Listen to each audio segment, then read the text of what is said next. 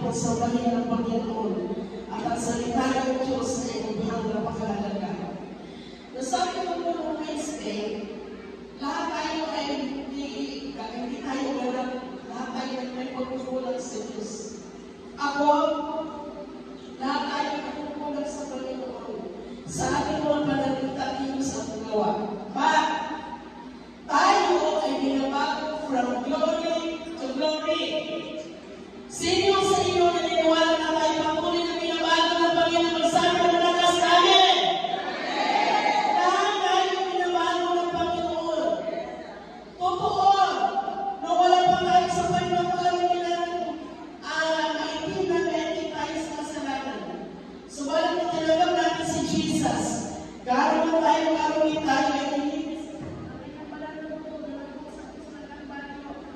ang sabi mo sa Isaiah, tayo ilinis na tayo banal na dugo. At nais ko sabihin sa inyo sa umaga ito, ano ba kung may nakawalaga ng repentance? Palagi natin narinig dito, palagi ko nababanggit. Repentance is turning away from sin. Ang totoong pagsisisi ay pagtalikod sa kasalanan. Hindi yung, Lord, patawarin mo ako dahil ako yung nagulito ganyan. Lord, patawarin mo ako man, hindi sila kami manalito. Bukas, sige na naman. Hindi ng tawag, bukas, sige na naman. Hindi po yun ang tunay na pagsisisi, mga kapatid. Ang mensahe ko na bakit po ng Merkulis, na meron po yung Kristiyano ka na, ay meron po yung naging lifestyle mo. Nakipamumuhay na. Nakasanayan na. Yung mga kasalanan natin, nilinis na banal na dugo ng ating Panginoon Jesus. At ang pangalan dito, mag-iikutan ng mabuti mga minamahal, dahil ang mensahe ito para sa atin at sa ating lahat. Ang mensahe ito hindi kinahatulan ng Diyos, kundi mahal ka ng Diyos. Ang pangalan dito, kapag bigyan naman ka ng Panginoon Jesus, dahil iyak na siya ay darating sa ayaw gusto ng tao, siya ay darating dahil ang Panginoon ay tapat sa kanyang mga pangako magsundiin yung mga tapat sa kanya. Ngayon, at kung ang pangalan dito ay mabutan ka ng kamatayan, huwag tayo matakot kapag nabanggit yung salitang kamatayan dahil lahat tayo ay pupunta doon. Pagkaman, diniligtan na natin lagi, natutukan ng Diyos ang buhay natin sa ikalalaki ng kanyang banal na pangalan. Kaya tingnan po natin mabuti ang mensahe ng Panginoon sa Panginoon. Mayroong mga kasalanan na kapag ang isang mananampalataya ay nakasanayan na, naging lifestyle mo na, naging buhay mo na, pinagdalaruan ang pangalan ng Diyos. Dahil tayo na mga anak ng Diyos at tayo na nasa Assemblies of God, hindi mo tinataas ang pinararunan ng Assemblies of God kundi ang Panginoon. Ang Assemblies of God, hindi mo tinatanggap yung kasabihan na once saved, always saved, eternal security. Once you receive Jesus Christ as your personal Savior and Lord, ikaw ay ligtas na kahit pag-backslide, kahit yakap-yakap mo sa nagligtas na hindi po natin ang tinatanggap yun. Kaya kung ikaw ay mag-ano ng license mo, ay tinatanong palagi yun. Naniniwala ka ba sa once and always saved? So, sa loob natin ay hindi. Totoo na, Panginoon lang ang tagapagligtas, ngunit yung part natin, kabanalan o mabuhay sa kabanalan ng Panginoon. So, meron po mga kasalanan na tingnan natin ang ating sarili. Baka ito ay nagiging ugali na, lifestyle na ibang na, nagiging ugali na. Kapag darating ng Panginoon sa isang marangal na iglesia, sa isang banal na iglesia, number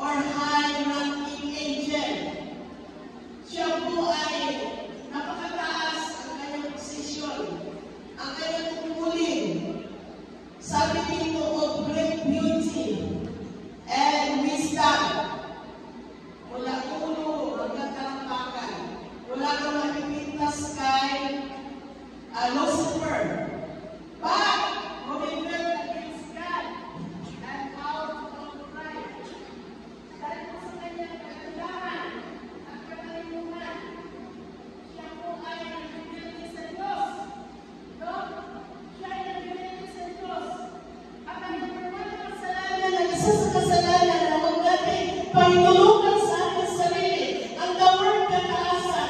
Dahil ang kamag-anak ng salita kataasan ay ang pagre-rebelde. Anong ginawa ni Lucifer? Akin. Gusto niya yung focus ng pagsamba na instead sa Diyos naman. Gusto niya akinin. Akinin. Dapat siya pagdo. Pero sabi mo sa Ezekiel at sa ibang bahagi ng Biblia, ayaw niya naman patayan ng Diyos. Gusto pa niya lampasan ng Diyos. Anong ginawa? Nagkulita sila sa langit. Parang kung sa langit kayo magtuloy natin pinag-pray. Yung mga dapat sa gobyerno na magkukulita, ganito ganyan. Bagos na ano po, nagkaroon pa siya kasi salita po na sila ng lagyat ni. Marami pa siya nakumbinse na kumampi kay Lucifer. At ano ang sabi sa Ezekiel po? Ang sabi po dito sa verse 17.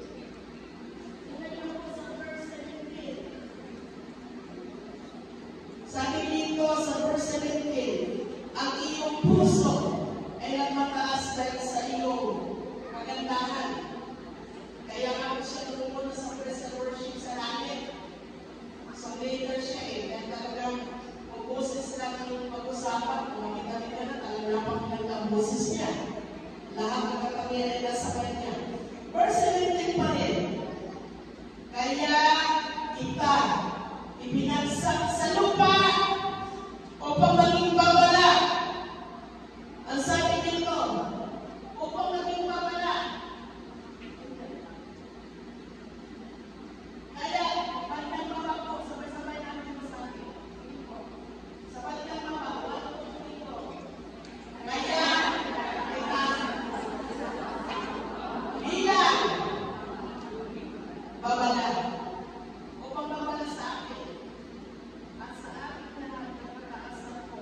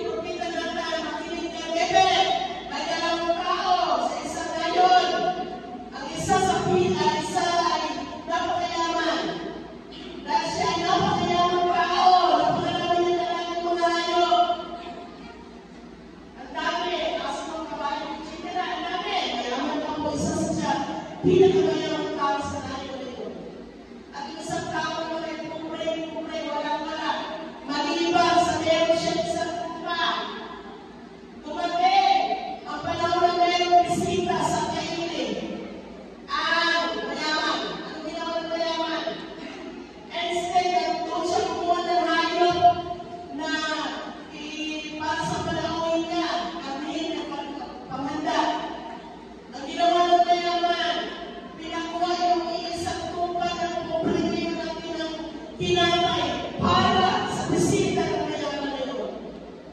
Sa galit ni David, hindi pa niya rin nakuha. Di ba may tao may tao pura-pura ang mukha talagang grabe ang igalit. Sa sobrang galit ni David, sigaw siya, sinusumpang ko na tao ng mga kaya at magbayad ng ganito. Kung tapang na sinabi ni Propeta naman, ikaw ang tao yun. Hindi mo ba alam na mula sa papapasko ng tupa, inuha ang kinabi ng hari ng bansang Israel. At ito sabi ni Propeta naman, bakit mo pinagtaruhan ang kabanalan ng Diyos? Ang Diyos ay banal. Bakit mo pinagtaruhan ang kabanalan ng Diyos? Ano po ang sinagot nangyari kay David kung nabasa ko ng libro? Tunay pa rin mo ako yung isa ng laban sa iyo. Kaya ako lumabas ng Psalms 51. Nasa iba kaya ako lumabas ang Psalms 51 verse 10. That create in me a clean heart, O God, and renew a right spirit within me. Nakalapit ko yung iba kay David. Nung siya po ay pinagsabihan, hindi po siya nagalit, hindi siya nagagalitin, hindi siya naghanap ng sinisi, kundi pakinutunay na ako'y nagkasala laban sa iyong. Huwag niyo po alisin sa akin yung Espiritu Santo. Pero kung tayo panahon sa buhay natin ang pinagsabihan na, nagalit, kung meron pa kung tayo ang pinagsabihan na, opo, Panginoon, tawarin mo ang pagkakulong sa buhay natin. Pwede po po yung mga anak, kapag dinigil kayo ang ulo nyo, alam mo kayo ang pinagsabihan. Huwag na naman tira, huwag na yung manisip na parang ibawag na po. Kung pinigil tayo ng leader natin, magkaroon tayo ng pagpag na puso, kakakulang ng diharin. So, ang kasalanan ng kataasan, ang kabagalan nito ay ano po? Nabago kami na ang kabagalan ng kataasan. At re-rebuilding. Dapat ang pag-rebuilding ang word to ito, ulit na kaysa kabagalan po. Dahil ang kataasan, ang pag-rebuilding ng kabagalan, ang sukan nito ay kaya, lang ang pagsukan ng Panginoon. Pero pagkataasan sa aking puso, tawanan niyo ako. Ayaw ko tumating kayo, kung tumating ang kamatayan na nangyari ang pagkataasan sa puso ko, in Jesus' name. In Jesus' name. In Jesus' name. So yun po number 1, kung yung balik sa Panginoon. Number 2, alam niyo po marami kung ang gagawin na tayo. Hindi ko man makakita lahat, ngunit sapat lang wala ng Espiritu. Number 2, basahin po natin, 1 to 2 ko.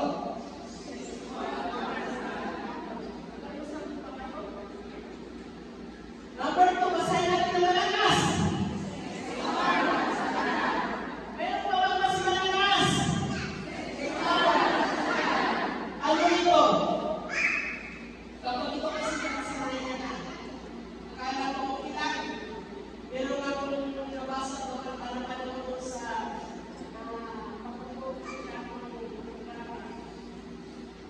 na 700 ka. Kabataan ko na naman kaya. Nagbasa lang siya ako ng pornography. Sige mo na naman. Maya-maya naging nakasanayan niya lang kasi kaya ko yun. Matthew 5 verse 28, basahin ko natin ang sabi ng laban. Ayun ko basahin ang kasman ko dito.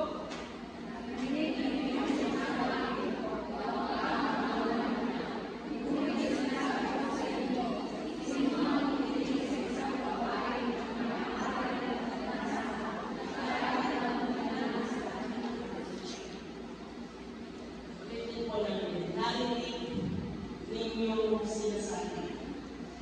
Kung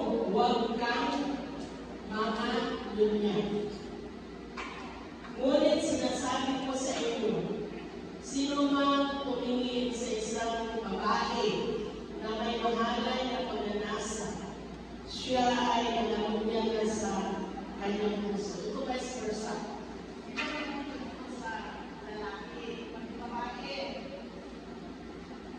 Ngayon, kung isa ka naman ng palataya, isa na tayo ng palataya ng lifestyle na, may pamumuhay na, nakasanayan na, nalaro-laro sa puso. Ang paghawa na ginawa na kami ng mga kasalanan. Ngunit yan, higit pa sa paghanga. May naglalaro na dyan sa kaisipan mo, may asawa ka, may asawa ka po. Take note na meron ka nang iniisip na iba, higit pa sa iyong asawa. That is pangalan niya. Pakikiapit. Kung may asawang tao ka na at nagmerong karasuan na naglalaro sa isip mo patungkol sa ibang babae o sa ibang lalaki, that is pangalan niya pakikiapit. Kung naging sanayan mo na, meron kang gustuhan, lalaro na sa isip mo, malaking kasalanan yun. At kung dumating ang Panginoon, kung nananggan ang kamatayan na naging ugali na, ulitin ko po, lahat ay nagpupulan, nagkakasala. Pero maputay na naman yung dalawang tawagan mo ang Panginoon. Lord, nagkasala mo ang Panginoon. Hindi pa sa pagkalan mo, Panginoon mo ako. Sinusuko ko ito, pinagputol ko ito. Putulin! Huwag ka natin! Amin po ba? Lahat ay magsabi ng amen! Lahat ay magsabi ng amen! Makinig po tayo mabuti, maging mga nasa itaas at mga nasa likod. Ano po? Makinig tayo mabuti sa salita ng Panginoon. Dahil sabi sa malakay, sa mag-asawa, kamatayan namin ang pwede, maghiwalay sa mag-asawa. Umanaw na, malaya ka ng mag-asawa na yung asawa niyo naman ay mananampalatag ka ng bukod sa ating Panginoon. At, halimbawa, case-to-case basis po ito, ang paghiwalay sa mananampalataya, babae o lalaki. Wala siyang karapatan makipag-asawa muli. Pero talagang ipag-iwalay siya, kasal siya kung sa una. Pangalawa, sa maminatang dalaga, pagkakataon ko ito. Dahil hindi ko po alam kung may pangalan ko ito. Kung talagang kayo na sa isa't isa, at tamang panahon na, ay mabuti mo magpakasal na lamang. Ang live-in, not church, ang live-in ay hindi pinapaitulog ng Biblia. Sex without marriage is sin. Sex without marriage is destroy you. At ang sabi po sa Korinto, na ang pagdalo niya ay ang katawan mo ang sarili mong sinisira. Because our body is the temple of the Holy Ghost. Ang ating katawan ay templo ng banal na Espiritu. At kapag ang isang mananampalataya ng hindi pag-live-in, o kaya hindi makasal ay ginagawa na yung himala, that is napakalaking kasalanan sa Diyos. Kaya pala yung mga pumili, kung sinistan ko mga pumili na pagkakawal, sino ko kumakulayan, at ibang na wala kang tatako eh. Yan. Wala kang tatako sa misis mo. Wala kang tatako sa mister mo. Lalo na sa ibang bansa, parang laro yun.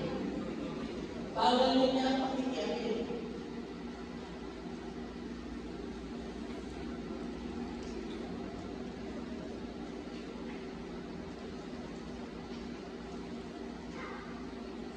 So, hindi ko lang sabi ito na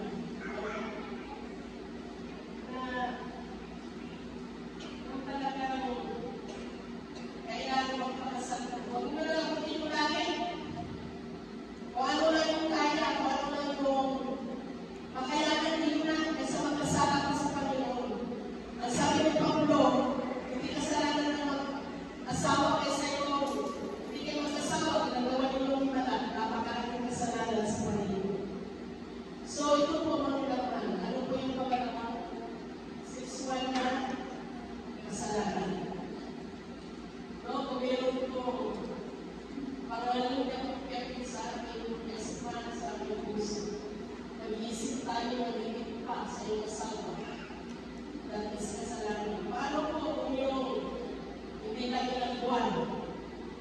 itago na pala na ito'y nangharin sa iyong puso. Paano kung bigyan mo niyang Panginoon?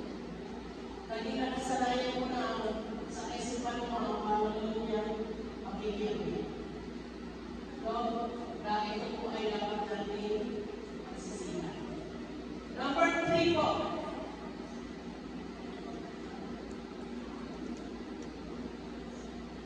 Number 3. Basahin po natin ang pinamahan.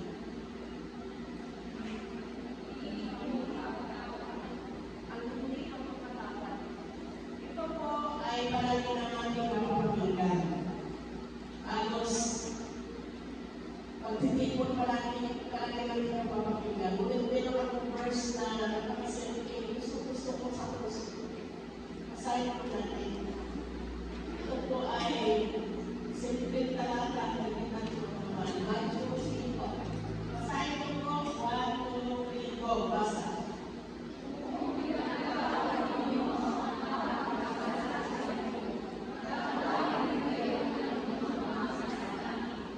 Minsan pag basahin natin ang buong puso. Sige po, 1, 2, 3, go.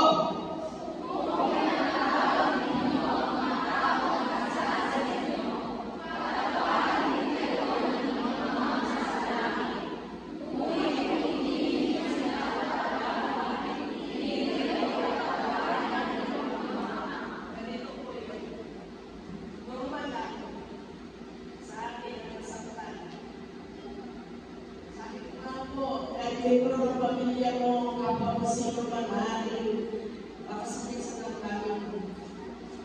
Ngunit, kapag hindi mo tayo nag-release ng forgiveness, yung isang tao kung meron tayo sa mga mo, napakadali na naman ang kanyang maniwala po tayo. Kasi ang isang kasalanan kapag hindi natin nangingin ng tawad sa Diyos, mga maniwala po tayo.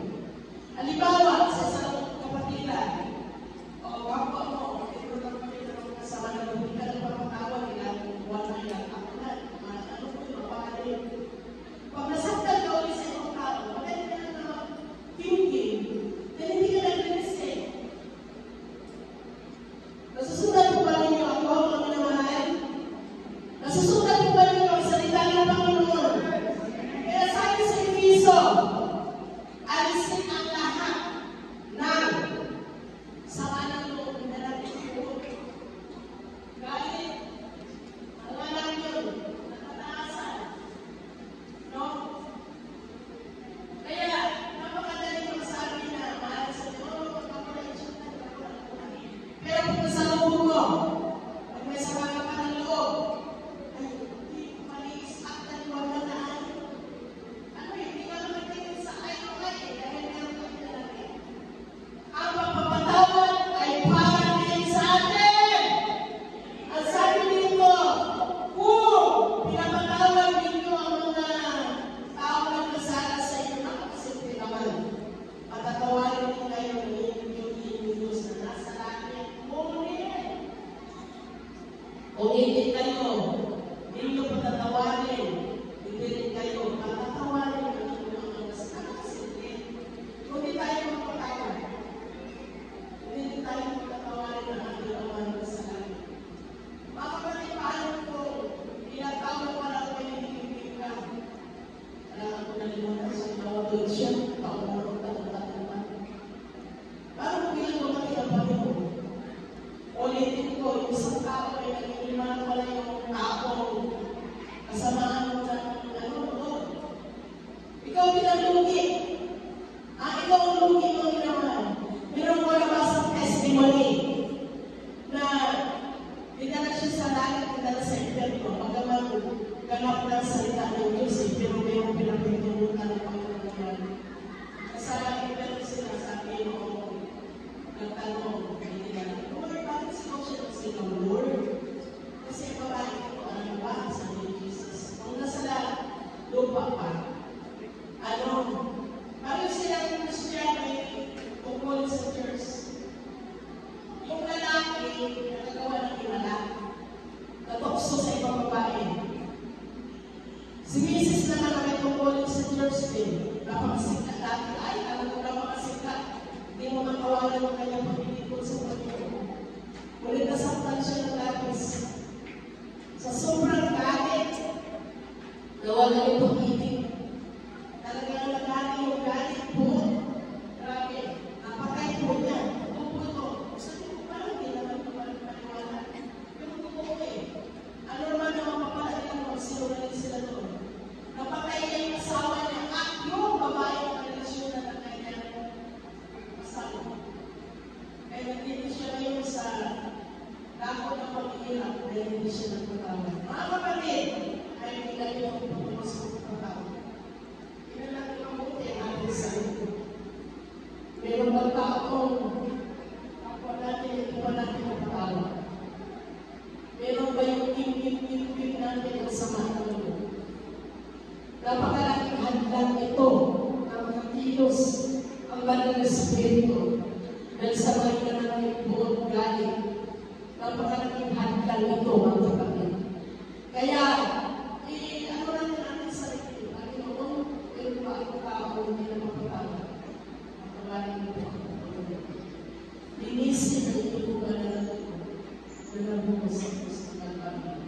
Kung dumating man ang Panginoon, o biglang muli ng Diyos ang buhay mo naman, panatag. Wala kang dapat itatakot dahil wala kang pinanakit. Amin po ba? Ang lahat ay magsabi ng amin! Palayain po kawain.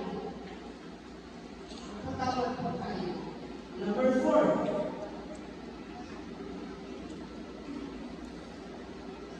Basahin niyo po ang inyong mahal. 1, 2, 3, go!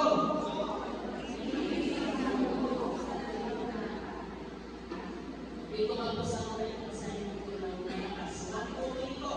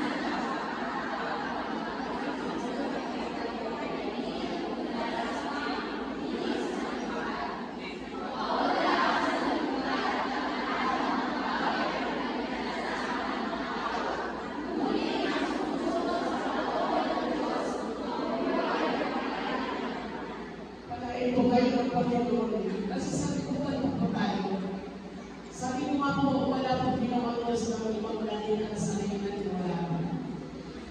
Sabi niya, wag! Maliwanag ko sa sikat na araw. Wag! Paano ba yung sa mga kasalanan natin? Alam? Kaan? Sino kaan? Sabi nito, wag! Niyong ibigin! Ang sabi mo kaan! Maglalag mo eh! O ang mga bagay na nasa salimutan, ang umiibig sa salimutan na hindi umiibig sa Diyos. Ang lahat na nasa salimutan dito ay nagnanasa sa naman ang mga pagnanasang sa mga lahat na nakikita natin ang pagmamalakis ng buhay sa buhay na ito hindi nagmumula sa Ama kundi sa salimutan. Sabi huwag natin ibigin ang salimutan. Nagigit sa Panginoon. Huwag po. Dahil sa salimutan, susunod ko na lahat kung may ibang translation po yung aking nasa ulo nito, bago nito naman. Mawawala ang salimutan at ang lahat ng bagay na pinagmumula nito ang mga tao.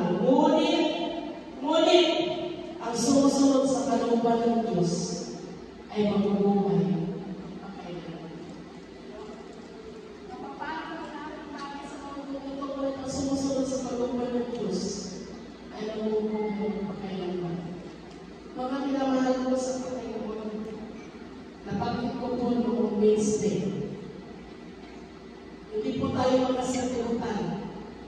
Kung sabi ng Jesus, Lord, pinapanalangin ko po sila, ingatan ko sila, dahil hindi sila makasalimutan. Ulit na pagkarami po ang worldly Christian. Makasalimutan Christian, kapag hindi nakasanayan mo na, paano ko masasabi kung biglang dumating ang Lord? O kaya paano mo na sa buhay natin dahil meron pa kayo? Kung ano ang kulang mundo, bumurin. Kung anong sayo ng mundo, sayo din. Katulad ng mga vices, mga bisyo. Sabi, may narinig ako, ang isa sa pinakapahirap na alisin ang bisyo ay lang sigarilyo. Ngunit naniniwala tayo, higit at higit, na mas makapagpili ng Espiritu ng Diyos na nasa atin kaysa Espiritu na nasa sa liputan natin. Sa Panginoon, ay sinusuprog ay yung baga, isa ng katawan. Ngunit higit na takot ka sa Diyos. Kapag Kristiyano ka na hindi nakikinan ito, ang susunod dito yung katawan mo, Espiritu ka mo doon sa lago ng paghihirap. Lord, pag ibang kulay ng mission, ang pinababawal ng Biblia yung paglalasing.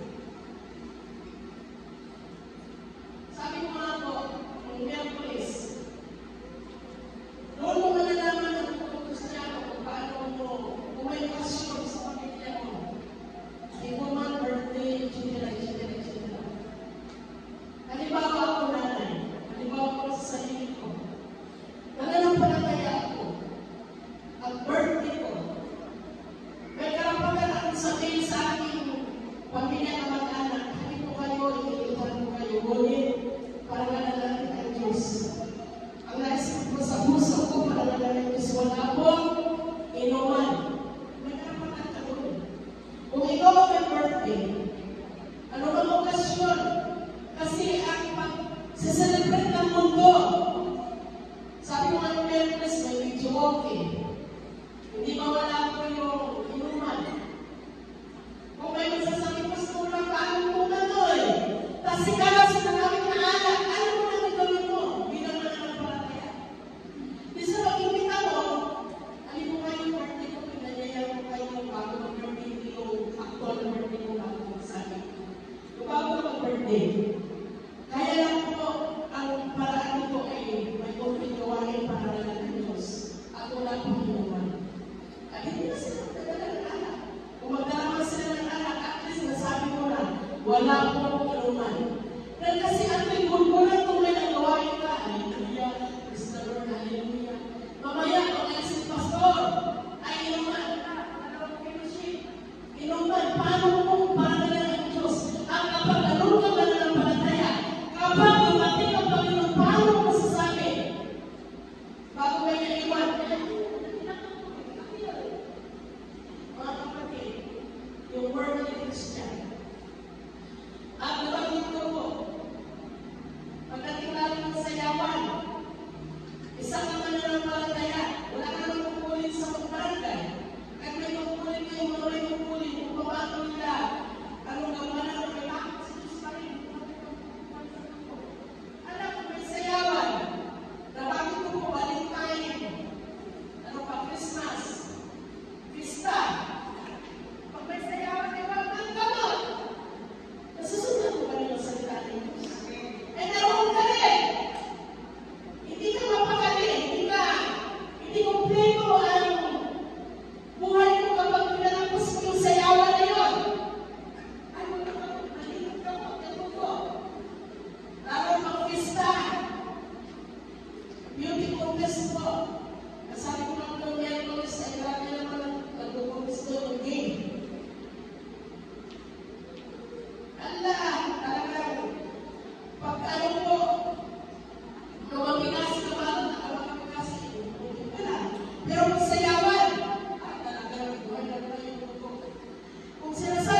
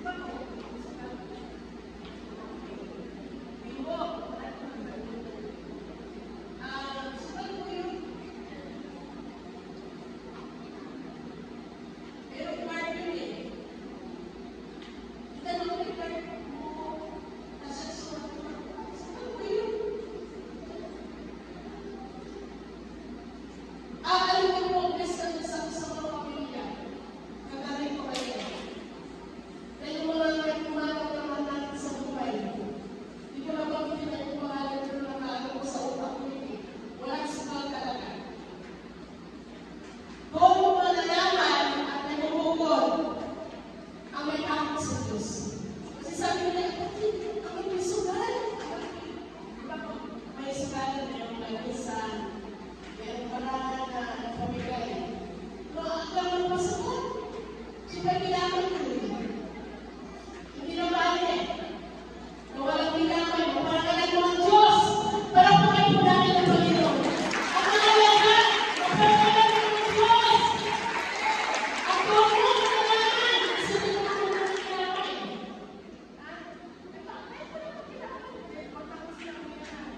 Kung kumain sa papa ko, ito rin sa pagkakunanin.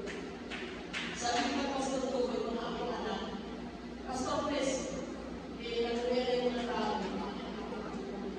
Ano kayo ba? Kung na kayo magkantay. Kasi kung anak iba, halimbawa, anak iba na sa Pastor Chris, o yung mga kasalanan ko, mag-supplyan kayo. Ano ka na po na? Pagbabago ko sa kawa, sa sala, ay, nagsagong, ilalagin. Akamahan niyo eh. Sabi ko, akin nun. Uy, akin nun. Ang sarap na tulong ang kumisan kayo magsagong eh. Akin babantayan niyo hindi mo sa pangalan. Akin babantayan niyo ang kapot akin. Ang ikumpis kayo kung ito magsagong. Bitan bamon. Kung sino yung alas 2 ang kailangan niyo, magsulayan kayo at pero ako po yung talagang hindi kumakakamang ko sa mga pumanong na malang. Kasi ikaw na naman ang maulapak, yung amay mo ay itagdaan. Kasi ito pa naman ang isyo sa pamilya.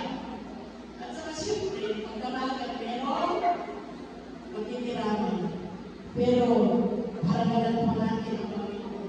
At yung mga ano yun, nakalang sa kanan, panalo kayo ng lubos-lubos ng ating Panginoon. So, minsan, magiging pinlesan tayo. Nakipang ang ipagdadaan. Bagat din, maninong-maningan, ako kasi, ako na ipagdadaan. Bibig, ako na ipagdadaan. Kapatid, ang higit sa mahalaga, ay maunawalan ka ng Diyos. Amin po ba? No, hindi po yung masyado kang concern sa sinasabi ng tao, hindi ka concern sa sinasabi ng salita ng Diyos. Paano? Kung bigyan nyo kami ng Panginoon, o ang kamatayan, na ang tinutulong po na makita ninyo, kung ito'y naging buhay mo na. Na ipamuhay na ng kasalanan na eh. Nagkukulang tayo sa hindi sinasadya. Nagkukulang tayo hindi na maulit. Nagkukulang mo naman ako, Panginoon. Mga pag-ibigan, Lord. Nasabi ko po ng Pinapolis. Sabi ng iba, ay guring. So, Lord, Panginoon. Dahil kasi, hindi tayo. Sinuwanin na ng tao ngayon. Ang mayroong mapupunan naman sa iyo tao na buhay sa mundo nito ay walang iba. Kundi ikaw, natutulong, tumanggap sa ating Panginoong Yesus. Amen. Number 5. Marami po ang lista dito. Hindi kasapat ang mga Espiritu na mag-usap sa atin. Ang panguli na isa sa kasalan dapat natin magsisihan kung ito ay nangyayari sa yung pagiging maligam-gam o padalangin sa pananampalataya. Malaking nyo na. Sabi po sa pahayag, chapter 2, verse 4. Basahin po natin inyong 1, 2, 3, go!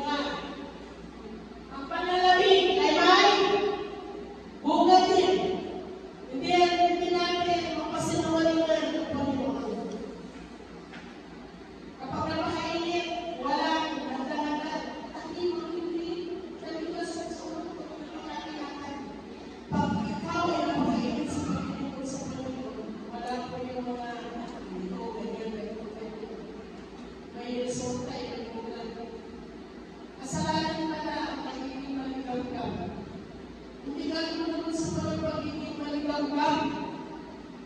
Ano yung magtanong ka?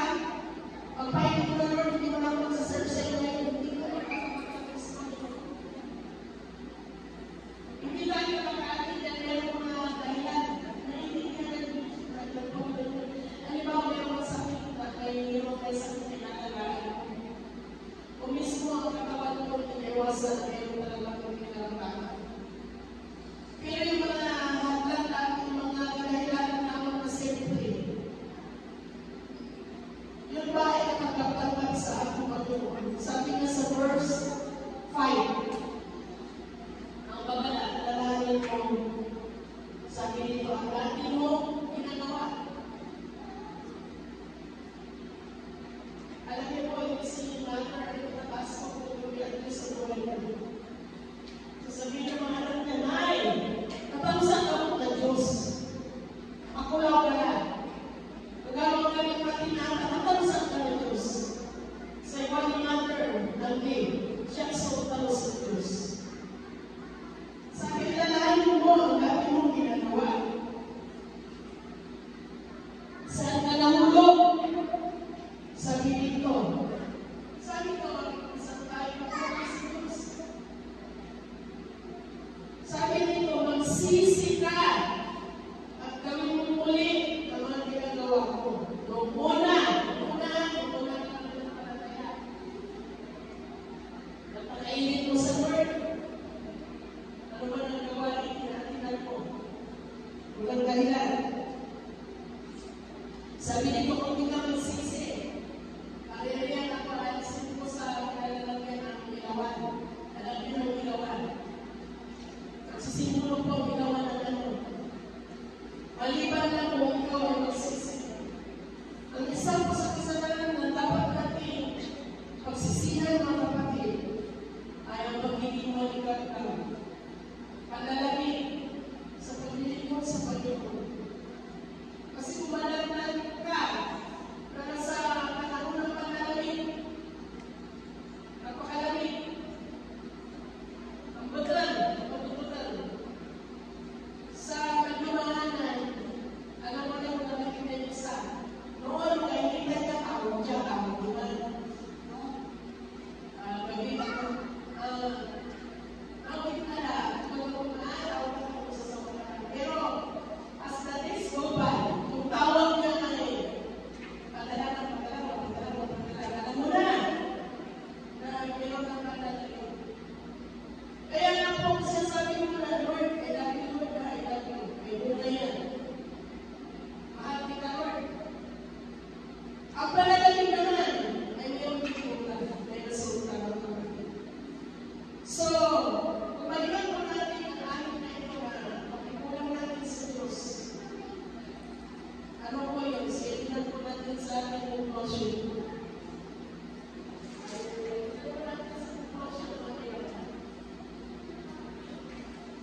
Ano po yung mga kasalanan na dapat natin pagsisihan? Number 1 ay number 2. Kaya nga, pero nalasa sa puso ko, nagiging pa sa iyong asawa. Pagsisihan mo natin ito. Kung sa mga kabataan naman, sex without marriage is destroyed. Kung ginawa na yung himala, may hindi dapat gawin. Kasalanan lang, pinapagpunta ng pagpalain ng Diyos. Number 3.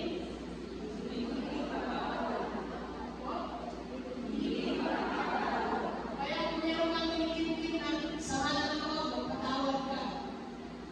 Kasi wala tayong kapatay na umakulit natin, hindi siya nakarating.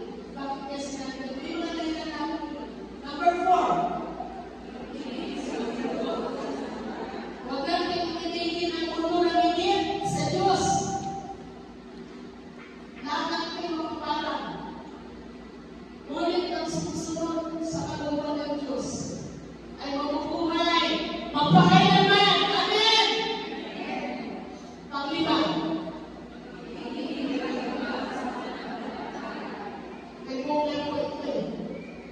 Pagkawarin dapat tayo ng Panginoon. Pagkawarin dapat tayo ng Panginoon sa ating mga pagkukulang. Bago mawali ang lahat.